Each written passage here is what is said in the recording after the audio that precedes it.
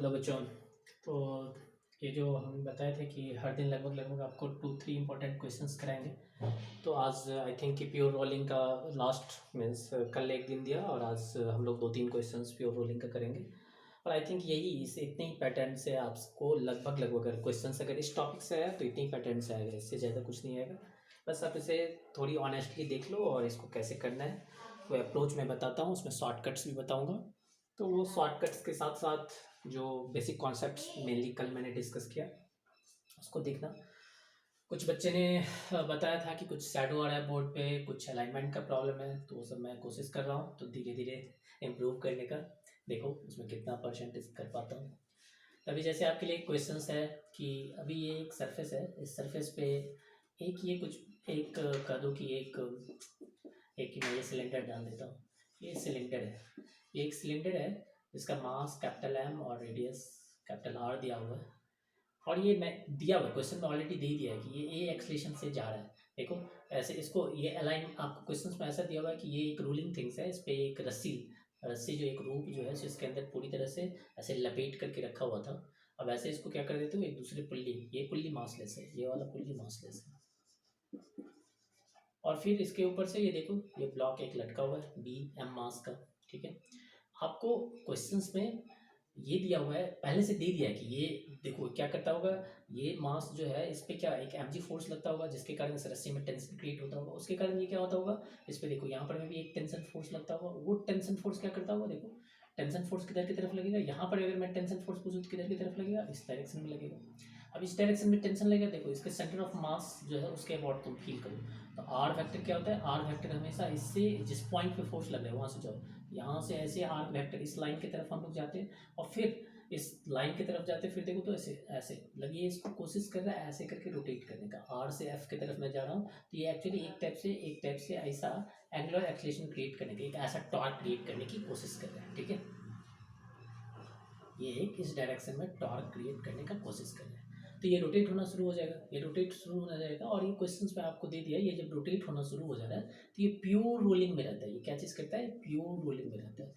Generally सारे questions जो आपको आएगा वो सिर्फ आईटी एडवांस में आपको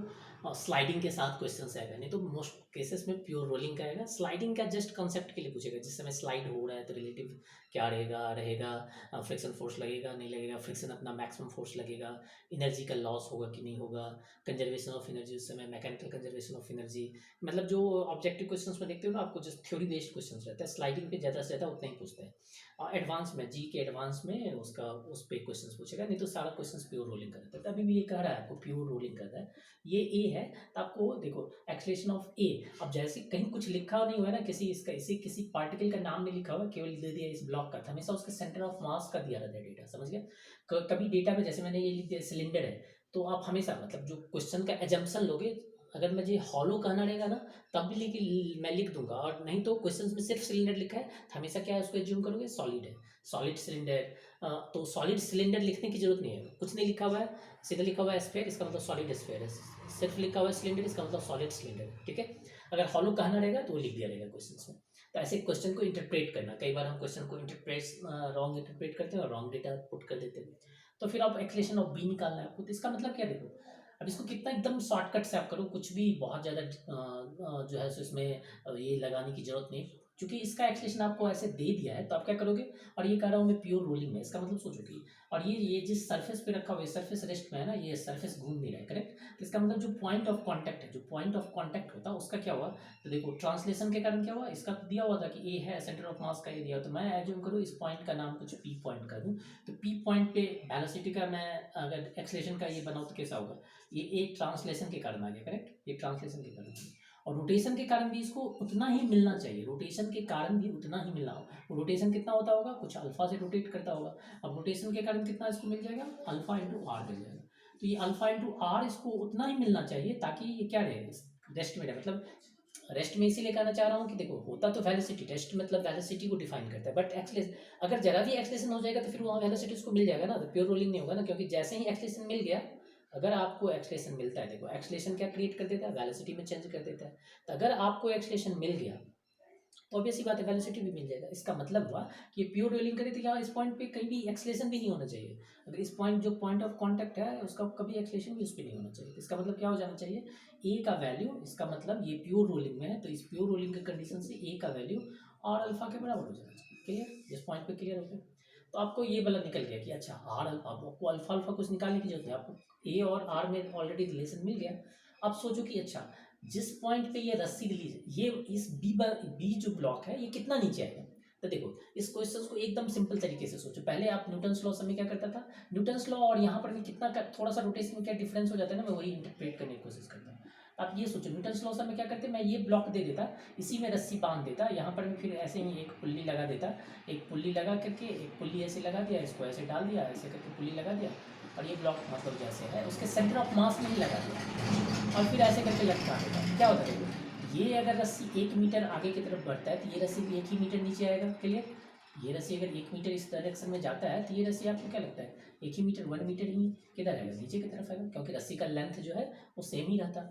करेक्ट, तो जितना एक्सलेशन इसका होता उतना एक्सलेशन आप इसका बता देते थे। रोटेशन वो जरा सा आपको ट्रिक करेगा। अगर यहाँ सेंटर ऑफ मास में बांध देता ना, ये रस्सी सेंटर ऑफ मास में बना रहता, तब फील करो ऑटोमेटिकली ये टेंशन फिर टॉर्क क्रिएट नहीं कर पाता, तब फिर ये रोटेट नहीं करता, तब ये ऐसे घिस घिस के जाता, स्लाइड होकर के जाता। अभी ये ऊपर में बांधा हुआ है ऐसे करके, मतलब रोल हो रहा है, सिलेंडर में आप बांध दो और रस्सी देखो ऐसे पकड़ के खींचोगे, जैसे ही आप ऐसे पकड़ के, जैसे मान लो यही एक सिलेंडर है, इसमें मैं एक स्ट्रिंग लपेट दूँ ऐसे खींचूंगा तो क्या होगा, ये ऐसे ऐसे रोल ऐसे ऐसे रोल करके बाहर निकलेगा। तो वही सिनेरियो दिया होगा। तो आपको क्या होगा कि देखो अभी यहाँ पे जितना इस पॉइंट का जितना एक्सलेशन, इस पॉइंट का जितना एक्सलेशन है एक्चुअली उतना ही रस्सी निकलेगा ना, जितना इस पॉइंट पे एक्सलेशन है उतना रस्सी यहाँ पे निकलेगा। और फिर सेम जितना यहाँ पर में एक्सलेशन हुआ वही इसको एक्सलेशन मिल जाएगा। तो आप एक्चुअली क्या करो, इसका नाम पी रख दिया, तो मैं जरा सा यहाँ पर में एक पॉइंट बनाने के लिए सिर्फ इसका नाम दे देता हूँ, इसका नाम P1। अगर मैं पूछूँ P1 का एक्सलेशन कितना होगा तो आप निकाल सकते हो आराम से। P1 का एक्सलेशन निकालने के लिए देखो हमेशा बेसिक्स फॉलो करना और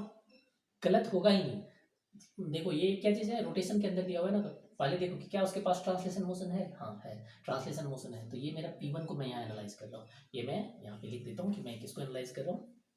P1 पॉइंट को एनालाइज कर रहा हूँ। तो यहाँ पर मैं जो ट्रांसलेशन के कारण मिलना था वो मिल गया। अब फिर देखो रोटेशन के कारण क्या होगा, तो देखो ये ऐसे रोटेट हो रहा है तो यहाँ पर टेंजेंशियल किधर होगा, सेम ही डायरेक्शन में हो जाएगा। तो रोटेशन वाला भी एक वेक्टर क्या प्रोवाइड कर रहा है, इधर एक मुझे और एक रोटेशन के कारण भी मुझे एक इसी डायरेक्शन में, एक रोटेशन के कारण भी इसी डायरेक्शन में कितना मिलता है, अल्फा आर मिलता है कि नहीं। तो ये मतलब इस पॉइंट का मैं पूछूं तो अरे दोनों तो एक ही डायरेक्शन में जा रहा है, इसका मतलब इसका पॉइंट नेट एक्सलेशन कितना है, ए प्लस अल्फा आर है। करेक्ट। और देखो आपको क्वेश्चन में ऑलरेडी चूंकि ये रोल कर रहा था तो आपको यहाँ कंडीशन ऑलरेडी आपने निकाल दिया कि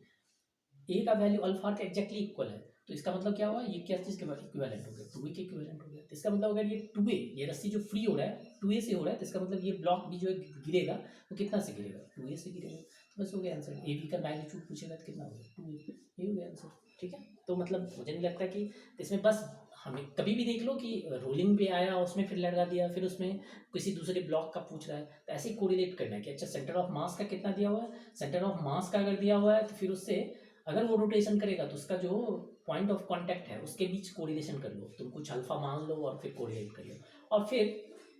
यहाँ से आपको अल्फा का कोरिलेशन मिल जाता है तो आप फिर क्या करोगे, जब ऊपर वाले पॉइंट पे जाओगे तो वो डेटा को रिप्लेस कर लेना और बस आंसर हो जाएगा। ठीक है, तो यहाँ पर मैं कोई मुझे एमजी लगाने की जरूरत नहीं थी, नहीं पड़ा, इसलिए क्योंकि ऑलरेडी सेंटर ऑफ मास का मुझे डायरेक्टली दे दिया था। हाँ अगर ये सेंटर ऑफ मास का एक्सलेशन नहीं दिया रहता तो वो फिर मेंस टाइप का क्वेश्चन, मतलब जो जी का एडवांस टाइप का क्वेश्चन होगा कि सारा आपको ये मैं इसको टेंशन फोर्स लगा के उस टी सब को रिप्लेस करके और ये ए का भी डेटा निकाल सकता हूँ, समझ गया। लेकिन जो ऑब्जेक्टिव क्वेश्चन उसमें आपको ये दिया रहेगा। ठीक है, तो एक क्वेश्चन तो आपका ये हो गया, एक क्वेश्चन ये रहेंगे,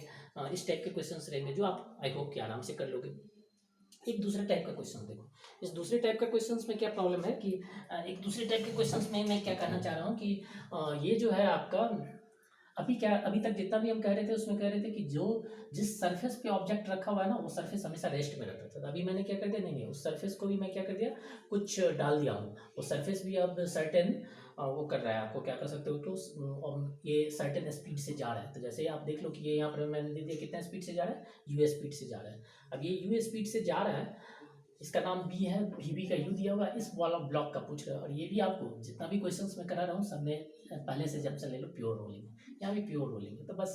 अभी प्योर रोलिंग का बेसिक डिफिनेशन लगा लो यार कि देखो अगर मैं इस पॉइंट का नाम कुछ पी दे दूँ तो मैं अगर क्या करता, मुझे देखो कंडीशन पी का पता है क्योंकि रोलिंग रोलिंग के लिए कॉन्टैक्ट पॉइंट का ही सिर्फ कंडीशन पता रहता है, ऊपर नीचे का हमें पता नहीं है। तो पी का पता हुआ, तो पहले पी के मोशन को एनालाइज करो, पी पॉइंट बना लिया। अब इस पॉइंट पर मैं क्या देखूँ, इसका ट्रांसलेशन के कारण देखो ऑलरेडी दिया हुआ है सेंटर ऑफ मास का तुझे वी ए निकालना है ना, तो उसका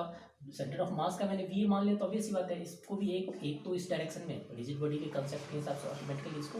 वी ए मिल जाएगा, करेक्ट। अब यहाँ आपको वी ए मिल गया, अभी आप फिर उसके बाद मुझे बता सकते हो कि ये ओमेगा से मूव कर रहा होगा, इसका कुछ आर दिया होगा अपना रेडियस वेडियस, वो सबका जरूरत शायद आपको पड़ेगा ही नहीं। तो देखो ये ऐसे ओमेगा से घूम रहा है, तो इसका मतलब क्या हुआ, इसको क्या मिलेगा, एक रोटेशन के कारण क्या मिलेगा, ट्रांसलेशन के कारण उधर मिल गया, और इसको रोटेशन के कारण मिलेगा मिल गया। ये पी पॉइंट का मोशन ऐसे है, मतलब V M minus omega R, ठीक है। अब देखो पहले क्या होता था, तुम इस दोनों का इक्वल टू जीरो कर देता था, क्यों जीरो कर देते थे, क्योंकि मैंने बताया था आपको कि भाई ये प्योर रूलिंग में है, इसका मतलब जो जिस सरफेस पे रखा है उस सरफेस के रिस्पेक्ट में जीरो होना चाहिए, तो सरफेस का जीरो होता था, सीधे हम लोग जीरो कर दिए। अब किसी दो चीज़ का मैं क्या कहूँ कि ये मेरा ए बॉडी है, और मैं कहूँ बी बॉडी, कहूँ इस दोनों का वेलोसिटी रिलेटिव वेलोसिटी जीरो, इसका मतलब जितना एग्जैक्टली इसका है, जितना ए का वी ए का जो भी मैग्नीट्यूड डायरेक्शन जो भी वी ए है, एग्जैक्टली वी वी का भी वही चीज़ रहेगा, वी ए का वैल्यू एग्जैक्टली वी वी के बराबर हो जाएगा, क्योंकि रिलेटिव वेलोसिटी कैसे लिखते हो ना, वेलोसिटी की टर्म्स लिखते हो भाई V A vector minus V V vector equal to क्या होना चाहिए, रिलेटिव वेलोसिटी जीरो, मतलब क्यों, क्योंकि मैं कंसेप्ट में आपको क्या बताऊँ, V A P velocity of A with respect to B equal to zero होना चाहिए, तो मैं इसको क्या लिख सकते हैं, V A minus V V equal to zero. अब ये जीरो के बराबर है, तो इसका मतलब दिस इंप्लाइज आप लिख सकते हो ना V A vector exactly equal to V V vector. तो ये जो दोनों एग्जैक्टली इक्वल है, तो या आप मैं अपना फार्मूला हमेशा लिखता रहो या जस्ट फील कर लो कि रिलेटिव जीरो, इसका मतलब हुआ कि दोनों का एग्जैक्टली सेम होना चाहिए, तभी तो रिलेटिव जीरो होगा, तभी तो आप दोनों एक साथ दौड़ते रहोगे एक ही स्पीड से, तो फील करोगे कि नहीं हम दोनों एक दूसरे के साथ रेस्ट में। तभी क्या देखो इसका इतना हो गया, और इसका मैं क्या, ये जो बी ब्लॉक है उसका ऑटोमेटिकली होना क्या चाहिए, वेलोसिटी ऑफ जो पी होना चाहिए, वेलोसिटी ऑफ पी पॉइंट का जो बी के ऑब्जेक्ट होना चाहिए उसका रिस्पेक्ट में क्या होना चाहिए, हमेशा जीरो होना चाहिए, वेलोसिटी ऑफ वी पी के रिस्पेक्ट में जीरो होना चाहिए। तो फिर यही ऐसे मैं तोड़ूंगा V P minus V V zero. तो बट फास्ट करने के लिए आप इतना याद रखो कि मुझे इस पॉइंट का जो मिले वो एग्जैक्टली दूसरे के बराबर हो जाए, तो सेम हो जाएगा। अब इस पॉइंट का आपने कितना निकाल लिया, V A minus omega R निकाला ना, इतना इक्वल टू कितना हो जाना चाहिए, यू के का केवल इस समय ना कंपोनेंट, ये सारा वेक्टर्स के टर्म में बेटा, तो ये जो अगर वेक्टर्स के टर्म में, तो मैं कंपोनेंट तोड़ के, मतलब मैं एक्स के डायरेक्शन में मैं इसको लिखता एक्स की तरफ, फिर उसके बाद सिर्फ एक्स के डायरेक्शन में कंपोनेंट, क्योंकि मोशन ही सिर्फ एक्स के डायरेक्शन, तो वाई कंसीडर करने की जरूरत नहीं। अब यहाँ पे देखो तो वी ए का वैल्यू कितना हो गया, वी ए यही मुझे वी ए आपको वी ए निकालना था ना, तो ये अगर आपको वी ए निकालना था तो मुझे वी ए पूछ रहा था, वी ए में निकाल दिया कि यू प्लस कितना हो गया ओमेगा, तो इसका मतलब अगर ये यू स्पीड से जा रहा था, ये ओमेगा से घूम रहा था, तो वी ए का वैल्यू जो है यू प्लस ओमेगा आर के इक्विवेलेंट होना चाहिए, तभी जाके ये, तो ये ऐसा क्वेश्चन आता है जिसमें थोड़ा सा इसको चला देगा, हम जनरली और हमेशा इसको रेस्ट में करके जाते हैं, और क्वेश्चन सडनली आ गया कि नहीं ये चल रहा है, तो फिर फंसना नहीं है उसमें, आराम से आई होप कि कर लोगे। और एक बस ये दो के अलावा एक क्वेश्चंस में जस्ट एकदम शॉर्टकट ट्रिक्स कैसे लगाओगे, वो हमेशा रोटेशंस में कभी भी वैसा क्वेश्चंस रहे तो उसको आप शॉर्टकट से लगा के कर सकते हो, बहुत ज़्यादा आई मीन ऑब्जेक्टिव के लिए परफेक्ट है। तो आप देखो जैसे कल जो मैं क्वेश्चंस कराया उसका एक टाइप से शॉर्टकट्स कर, तो कोई भी चीज़ को आप एच हाइट से फेंकते हो, ये ऑब्जेक्ट है मेरा एम ऑब्जेक्ट है, इसको एच हाइट से ऐसे गिरा देते हो, तो आपको कहता हूँ कि इसको जस्ट ड्रॉप कर दो, याद रखो हमेशा इसको ड्रॉप किए, आपने क्या किया, इसको ड्रॉप किया है, आपने इसको फेंका नहीं है, कुछ पहले से दिया नहीं, तो यहाँ पर मैं आकर के मैं आपसे अगर वी पूछता है इसका वी कितना हो जाएगा, इस पॉइंट पे आएगा तो फाइनल वी कितना हो जाएगा, तो आप सीधा सीधी कर देते हो रूट ओवर टू जी, आपको याद है, क्लियर। अगर मैं कैसे ऐसे इंक्लाइंड भी दे देता ये, लेकिन इस इंक्लाइंड ऐसे देता, इसका हाइट भी एक्चुअली ये हाइट अच्छी होता है, लेकिन वो ब्लॉक ऐसे इसको ससर ससर के यहाँ तक पहुँचता, तब भी मैं पूछता यहाँ पर मैं इसके पास कि ये यू का वैल्यू, मतलब इस पॉइंट पे वी का वैल्यू कितना होगा, तो रूट ओवर टू जी अच्छी आएगा, क्योंकि क्यों क्यों ये सब होता है ना, इसका सिंपल कॉन्सेप्ट है कि भाई इफेक्टिव जो जी इसको नीचे की तरफ लाता है, देखो इसको नीचे की तरफ लाने वाला रिस्पॉन्सिबल कौन है, सिर्फ जी वाला लेना है ना, तो उसके तरफ जो इफेक्टिव हाइट है ना, बस वही काउंट होता है, जो पूरा ऐसे आप स्लैंट आए लेकिन उसका कोई फायदा नहीं, क्योंकि जी जो है ना सिर्फ और सिर्फ अपनी डायरेक्शन में क्या था, सिर्फ उसी को वो अपने आप कैलकुलेशन से एक्स के टर्म्स वाला निगोशिएट हो जाएगा, और सिर्फ जिस डायरेक्शन में ये एक्सलेशन है उसके करस्पॉन्डिंग क्या हाइट है, बस वही मैटर करता है। मतलब एक टाइप से आप एक इसको मैं ऐसे भी कर सकता हूँ कि अगर मैं ये वी वाई सारा वी वाई निकाल रहा हूँ, ये वी वाई डायरेक्शन में निकाल रहा हूँ, अगर मेरा ये वाई डायरेक्शन रहता है तो आप इसको एक टाइप से ऐसे लिख सकते हो, root over two A Y into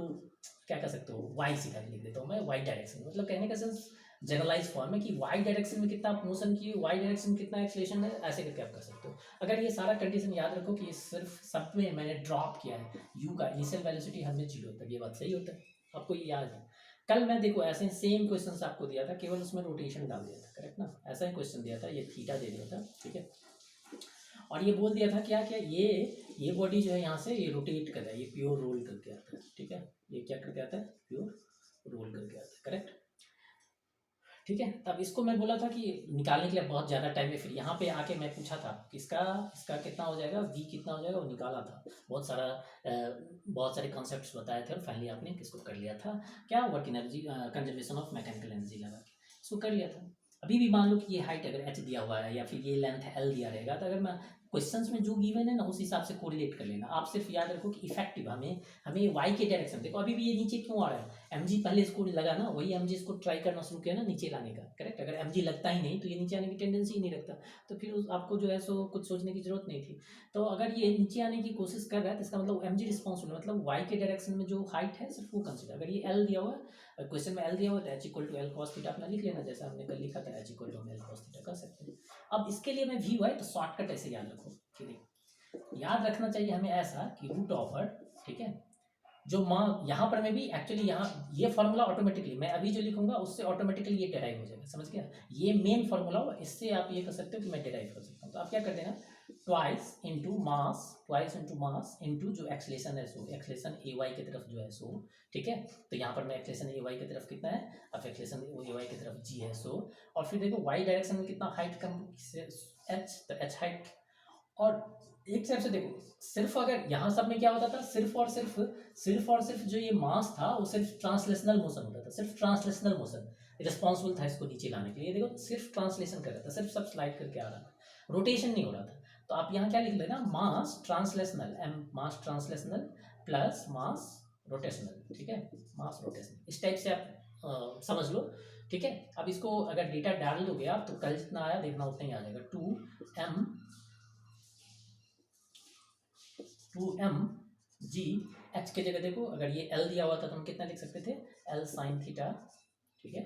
divided by mass translation में उसका जितना मास है उतना का उतना ही रहेगा, ट्रांसलेशन में तो कोई, और इसमें तुझे पता है कि इसके लिए मास क्या हो जाता है, I divided by R square, rotation में क्या कर सकते हैं लोग, आई डिवाइडेड बाई क्या कर, I equal to M R square करते हैं ना, तो बस उसी टर्म में याद कर लो, आई डिवाइडेड बाई आर स्क्वायर। तो कल भी तू जो देखा होगा तो एग्जैक्टली यही आया होगा, ये वी वाई का वैल्यू, अगर हम जो फाइनल वी निकालते हैं तो फाइनल वी हमको ये वैल्यू वी वाई का वैल्यू एग्जैक्टली इतना ही मिला था कल जब हम कंजर्वेशन ऑफ एनर्जी लगाए थे। सो अगर देखो इस ट्रिक को अगर तुम बस ये वाला कॉन्सेप्ट याद रखते हो तो नॉर्मल में भी अगर ट्रांसलेशन है, क्योंकि क्या होता है ना यहाँ पे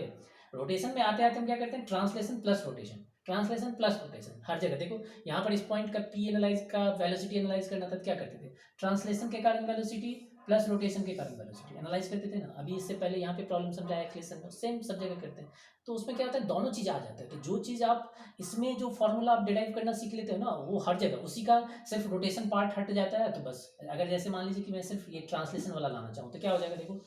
2mg और एच के जगह यहाँ सब पे मैं एच दे दिया, अगर एल दिया रहता तो एल साइन थीटा वैसे भी यहाँ आ जाता, तो ऊपर वाला टर्म तो सेम ही है, नीचे का मास प्लस, अब देखो अब वो रोटेशन नहीं है तो मोमेंट ऑफ इनर्शिया, जो चीज़ में रोटेशन नहीं है उसका मोमेंट ऑफ इनर्शिया क्या हो जाएगा, जीरो, मोमेंट ऑफ इनर्शिया उसका नाम ही है ना, मोमेंट ऑफ इनर्शिया आता ही है क्योंकि वो रोटेट करता है, तो आई का वैल्यू उसका जीरो हो जाएगा, फिर देखो एम कट जाएगा, √2gl साइन थीटा, इतना ही आता है कि नहीं, ये सारा जगह मैं यहाँ पर मैं अगर एच के जगह ये एल ले दूँ तो एग्जैक्टली यही फॉर्मूला आ जाता है कि नहीं। तो बस आप ये फॉर्मूला आपके लिए सोचो कि एकदम से टू इसको जनरलाइज फॉर्म में अगर पूरी तरह से मैं लिखना चाहा तो इस टाइप से ये लिख लो